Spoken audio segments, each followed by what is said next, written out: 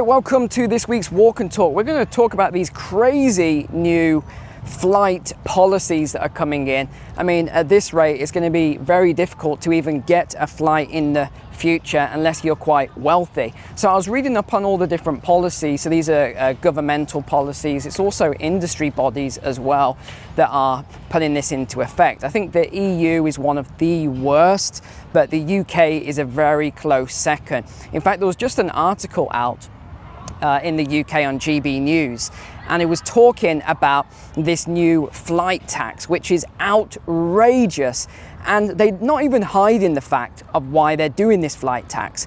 A little hint, it's to make it unaffordable for a lot of families to be able to fly. They want to reduce the amount of flights that people and families take. So rather than say one holiday a year for some people, it might be international, they want to bring this down in the future. So the example they're using is about Walt Disney World or flying to Florida. They're saying this is one of the worst things for the UK aviation industry. Well, look at this behind. So we're at, I won't even try and pronounce this park today, but it's 3 parks combined. I think this is my new favorite park in Bangkok, but of course at this time of the day is when everybody comes to the park because it's just too hot during the day. So this is the only time I can really record this actually. So let's get into a lot of this then. So I've been reading over the weekend all about the different governments, and I've consolidated probably 4 to 5 hours worth of reading that I've done for you in this one short video, but it's all around addressing carbon emissions. You know, the funny thing to walking around, especially when it's busy making videos like this, is that so many people just want to, you can't see who's in front of me, but people just constantly want to stop and have a chat and stuff. But anyway, so let's look at this then. And firstly, the thing that I find really baffling about it is that no one's actually stopping and saying, hold on, isn't this morally wrong to put all these taxes on flights in order to make it unaffordable? Because it's not really about carbon, and I'll prove that to you shortly, because I went onto the UK government website and I looked at the taxes and where does the taxes actually go. It doesn't go towards any of these measures that they brought it in for in the first place. So I think you'll find this quite interesting when we go through it. Oh, so yeah, here we go then. Let's get into it. So this is out of GB News. This is the first article. So this is taxes under Labour's planned air passenger duty. So they're calling this the APD. And this is about to soar to over £400 per family for the first time ever. And again, I'll get into the tax in a second. It's absolute nonsense. You can look this up for yourself. So they're saying that as of April next year then, 2026, actually we're not quite in 2025 yet, we're only 2 days off though. So they said it's going to be £408 in additional charges per family. Now, bear in mind that's additional charges. Already the charges per family are absolutely outrageous. So they're saying this is coming ahead of Sunshine Saturday, which is traditionally the busiest day of the year. Everyone books their flights, and they're saying that this is going to become even more expensive. We'll get into the EU stuff in a minute. So this is a 15% increase on most flights. 15%. Do you not think that is absolutely outrageous? 15% tax, and the tax doesn't even go towards anything climate related. So they said it's going to generate an additional £2.5 billion between 2026 and 2030. So this is even for short haul. I've got to watch myself here. There's so many bikes and stuff. So they're saying this is for even short haul flights as well. So even for a short haul flight, it's going to add £60 for a family for places like Spain, for example. So if you go to Spain as a family of 4, it's going to add £60 for your flights as well. Okay, so let me get into the key point I want to raise here then. So the whole point of this AFD was it was for sustainability and climate-based stuff and all of this. But I looked on the website. This is on the actual UK government website. Okay, you ready? And they said the air passenger duty is a tax for passengers flying out of the UK, and the revenue is earmarked for specific purposes. Okay, so then I had to dig even deeper and start looking into, well, what are these specific purposes that they are talking about here? Well, they then say you've got to dig really deep to find this information. But it says that the taxes do not go towards sustainability measures. It goes into the government's general taxation fund. Really? It goes into the general taxation fund. So in other words, this is just another tax. It's not really for anything. It's just to, and they go even, I mean, the fact they put this, oh, look at this nice tree behind, beautiful. The fact they put this on the website to me is absolutely insane. That they openly admit they do this to stop more people flying. That's what I would call positive discrimination against people who simply don't have a lot of money anyway. And they're doing this at a time when inflation, the cost of living crisis, all these other things, I mean, it's crazy. I'm sure if you live in, drop a comment below, especially my UK subscribers. What do you think of this? I can already guess. You know what I like about this area, by the way, is that everyone is active. Everyone's on their bikes, look behind. Everyone's cycling around, people are jogging, people are playing basketball and tennis, and everyone just seems to be out. I walked past some sunflowers earlier, massive sunflower beds or whatever. Let me see if I can find them for you. So you're probably wondering then, how did they get away with that in the first place, saying it was a tax for, you know, carbon and sustainability and things like that? Well, I had to dig even deeper to find this. And it was because they said it was going to be in the form of infrastructure improvements to the railway network. This is where it gets even deeper. This gets even more nefarious when we get onto the railway stuff in a minute, because that's the other measure that they are implementing. And I'll prove this as well. They're implementing these measures around flights and railway. So they want to reduce all the flights and improve all of the rail stuff. So they said it was going to be for carbon offsetting projects in the form of infrastructure improvements to the railway network. But that, of course, never happened. So also over in the EU, then we have this, it's called greening measures, and it's about to add around 8% to airline costs or your flight costs. And this estimate is according to the European Union. Also from the FT then, this is the Financial Times, environmental charges on airline tickets will be the norm. And they did this massive survey. Who did the survey? I'm not entirely sure, but they said there was this huge survey that was done asking people, would you be willing to pay a surcharge? Apparently everyone said yes. It was sort of overwhelmingly yes, everyone wanted to pay the surcharge. Well, where is this survey? This is the thing I always have to ask. Right, I'm going to dart across here. I always ask this. Where is this survey? Did any of you fill in this survey? And that's what I want to know. Drop a comment below, because I definitely didn't fill in a survey. I didn't see a survey anywhere at all. I don't know anyone who filled in the survey. Look at all the active people jogging here and walking. And people wonder why they're so slim over here. It's because they're always active and doing stuff. So I've collated up a lot of these initiatives then. Most of them are from the EU here. So let me get started on this. So the first one is the European Union Taxation Directive. So the EU has proposed revising its Energy Taxation Directive. And it's quite heavily, they are looking to reduce EU flights quite dramatically and increase the use of the railway infrastructure. And they said that they're going to fund the railway infrastructure by all the taxes on the flights.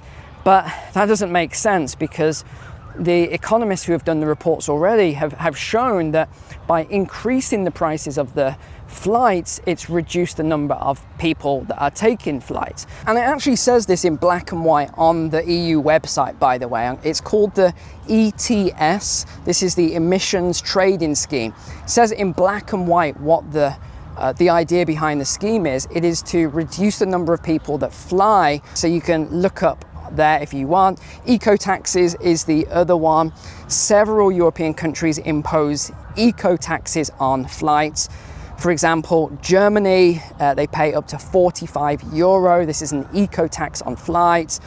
France adds between a couple of euros all the way up to 18 euros per ticket. But again, that depends on the flight class, whether you go first class or business or economy. You know, I've never done a walk and talk with this amount of people before. It's honestly crazy. I came here a few days ago about 3 or 4 p.m.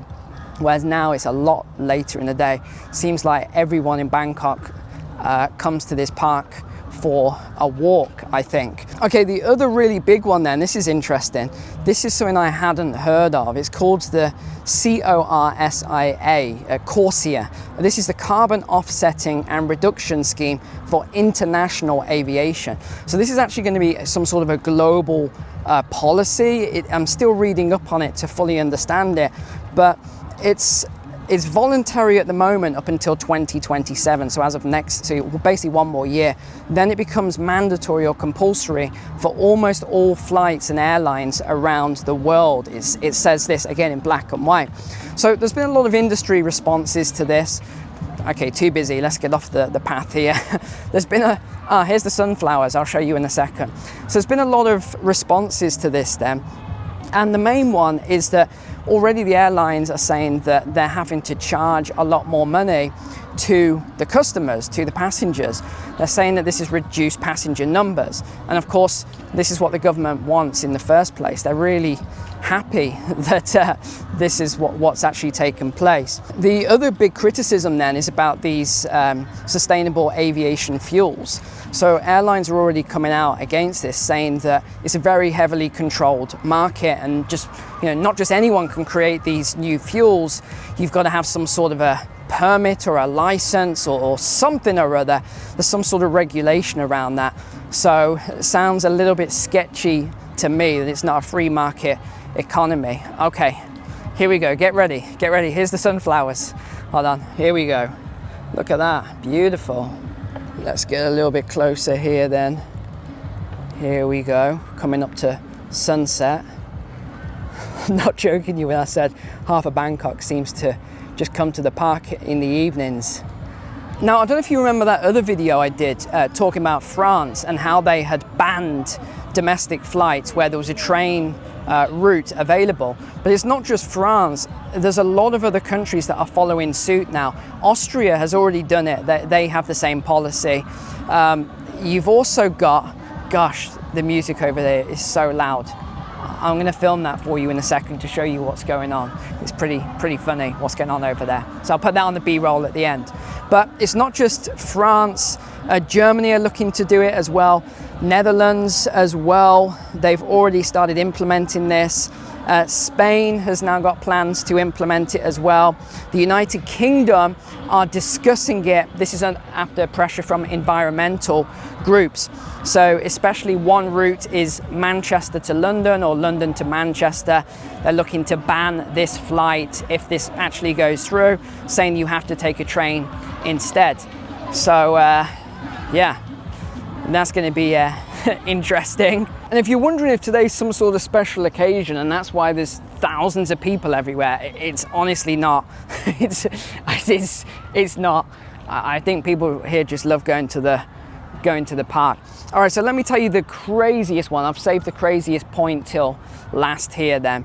And this is the new thing that's being discussed by environmental groups, shall we say. So this isn't going through government or anything like that yet, but I've seen a lot of these proposals from these groups. So it's only a matter of time until we start seeing, and I will also link this into the WEF report on what they've said as a result of responding to these environmental groups. So this is where it gets really crazy. Okay, you ready for this one? So we've had the discussion on banning the domestic flights. This was one of the first measures. But the next measure now then is around business travel for meetings. So what they're basically saying is, well, during the lockdowns, we'll use that word, people weren't traveling, they were doing these Zoom conferences and it reduced emissions and all this other stuff. So let's just go back to that. Why don't we implement that for everyone? That's how it's going to start, right? It will start with things like meetings, But then you know it's going to move to other things like weddings or funerals and stuff like that. And this is where it gets, you know, the ethical aspects come in. I think it's all nonsense anyway, just for the record. I think there should be no restrictions. I think there should be no restrictions on any of this stuff. Let the free market economy dictate, right? But that's just my view. But I don't think these environmentalists really take into account things like some people, business-wise, prefer to do business in person. I'm one of those people. I believe that business is done with people, and I much prefer to meet someone that I'm going to do business with, or maybe I'm going to they're going to contract for me, or they're going to do something for me. I want to meet them face to face. I don't want to have a Zoom call or something like that, although that's fine for an initial sort of hello or whatever. But I've had it a lot of times where people over Zoom seem, you know, really good, seem great, and then in reality they're not. I've met people in real life and I've realized there's just something off. My guts told me something about them. So either way, however you like to look at this, I just don't think this is a good proposal. I think it's crazy. And the WEF is getting involved as well now. They've done this response. Let me grab it for you here. Okay, here it is. So they've talked about temporary restrictions, right, for environmental goals. So this is one thing that they're talking about. They said governments might temporarily restrict certain types of travel, e.g. short-haul business flights, to meet climate targets. High-emission industries might be pressured to adopt virtual meetings over in-person conference. And then the second point they made then, they said extreme climate events. So they're saying in a hypothetical environment, if the temperatures don't reduce, the targets, hypothetical of course, we know they're not going to hit these targets, it's obvious. They say that we'd have to implement these emergency measures globally. So I think we know where this is leading. It's going to be absolutely crazy, all this stuff. Almost as crazy as trying to do a walk and talk in this park. I did not expect this amount of people. I've got to be honest. I hope you subscribe for this one. Click the like button. Yeah, this was an interesting one. Yeah. So yeah, thanks for being a subscriber here. Hope you're subscribed already, and hope you got something out of the video. Take care, God bless you guys, and I'll see you on the next one. Oh, he's a big boy. Look at him. He's a big unit.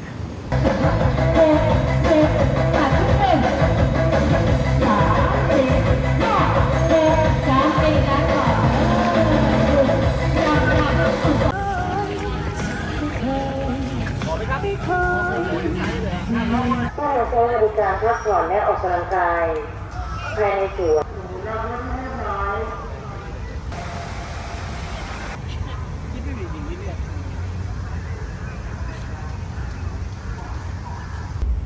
Oh, look at this old dog here.